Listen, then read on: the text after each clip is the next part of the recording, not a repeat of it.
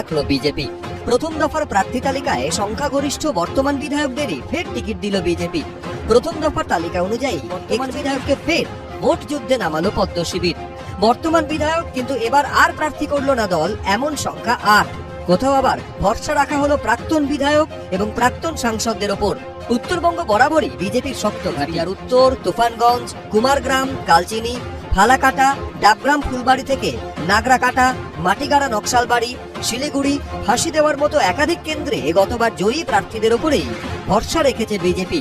তুফানগঞ্জে ফের প্রার্থী হয়েছেন মালতী রাভারায়, ডাবগ্রাম ফুলবাড়ি শিখা চট্টোপাধ্যায়, মাটিগাড়া নকশালবাড়ি আনন্দময় বর্মন, শিলিগুড়িতে শঙ্কর ঘোষের ওপরই ভরসা রেখেছে দল।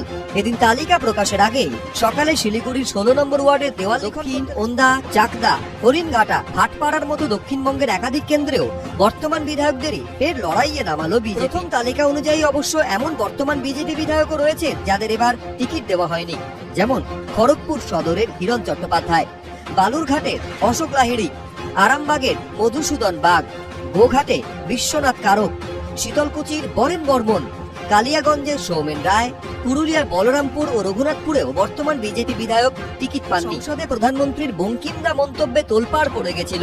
এই প্রেক্ষাপটে নৈহাটি বিধানসভা কেন্দ্র থেকে প্রার্থী করা হয়েছে বঙ্কিমচন্দ্র চট্টোপাধ্যায়ের পরিবারের সদস্য সুমিত্র চট্টোপাধ্যায়কে।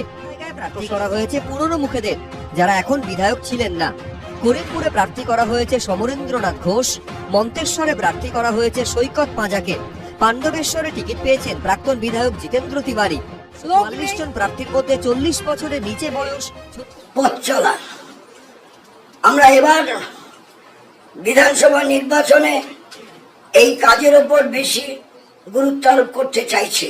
21-এর পর 26, ফের একবার তারুণ্যের ওপর ভরসা রাখলো বামেরা। গত বিধানসভা নির্বাচনের মতো এবারও প্রার্থী করা হলো সিপিএম এর তরুণ তুর্কিদের। প্রার্থী করা হলো মীনাক্ষী মুখোপাধ্যায়, দীপশিতা ধর, সায়নদীপ মিত্র, সপ্তর্ষি দেব, কলতান দাশগুপ্ত, সায়ন বন্দ্যোপাধ্যায়ের মতো যুব প্রজন্মকে। তবে বামেদের প্রার্থী তালিকায় সব থেকে বড় চমক নিহত তামান্না খাতুনের মা সাবিনা ইয়াসমিন। 2025-এর 23শে জুন মিছিল থেকে বোমা ছোড়ার অভিযোগ ওঠে। সেই বোমার আঘাতে ছিন্ন ভিন্ন হয়ে যায় 9 বছরের স্কুল ছাত্রী তামান্না খাতুনের দেহ।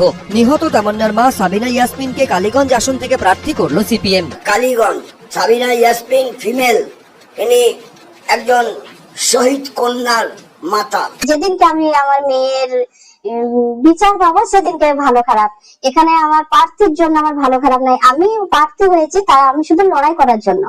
এই লড়াইটা আমার জারি থাকবে, ভোটে জয়ী বা অজয়ী নয়। আমি সব সময় চাইবো যে সমাজ শিক্ষিত হতে, সমাজকে গড়ে তুলতে। সোমবার রাজ্যে 294টি আসনের মধ্যে প্রথম দফায় 192টি আসনে প্রার্থী তালিকা ঘোষণা করেন বামফ্রন্ট চেয়ারম্যান বিমান বসু। এবারও বামেদের প্রার্থী তালিকার একটা বড় অংশ জুড়ে রয়েছে তরুণ প্রজন্ম। যেমন হুগলির উত্তরপাড়া থেকে প্রার্থী করা হয়েছে মীনাক্ষী মুখোপাধ্যায়কে। সিপিএম এর আরেক তরুণ মুখ দীপশিতা ধর লড়বেন দমদম উত্তর আসন থেকে। একসময় বামেদের দুর্গ বলে পরিচিত বরানগর আসনে প্রতিদ্বন্দ্বিতা করবেন সায়নদীপ মিত্র। পানিহাটি কেন্দ্রে প্রার্থী করা হয়েছে তরুণ সিপিএম নেতা কলতান দাশগুপ্তকে। প্রার্থী আইনজীবী সায়ন বন্দ্যোপাধ্যায়। খড়দায় প্রার্থী হয়েছেন দেবজ্যোতি দাস। রাজ্যের প্রাক্তন মন্ত্রী কান্তি গঙ্গোপাধ্যায়ের ছেলে সাম্য গঙ্গোপাধ্যায়কে রায়দিঘি আসন থেকে প্রার্থী করা হয়েছে।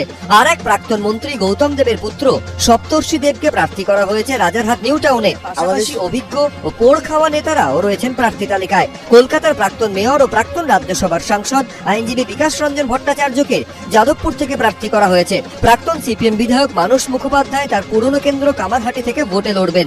আর এক প্রাক্তন সিপিএম বিধায়ক দেবলীনা হেমব্রমকে প্রার্থী করা হয়েছে রানীবাঁধ আসনে। সিপিএম নেত্রী গার্গী চট্টোপাধ্যায় এবার প্রার্থী হয়েছেন নোয়াপাড়া আসনে।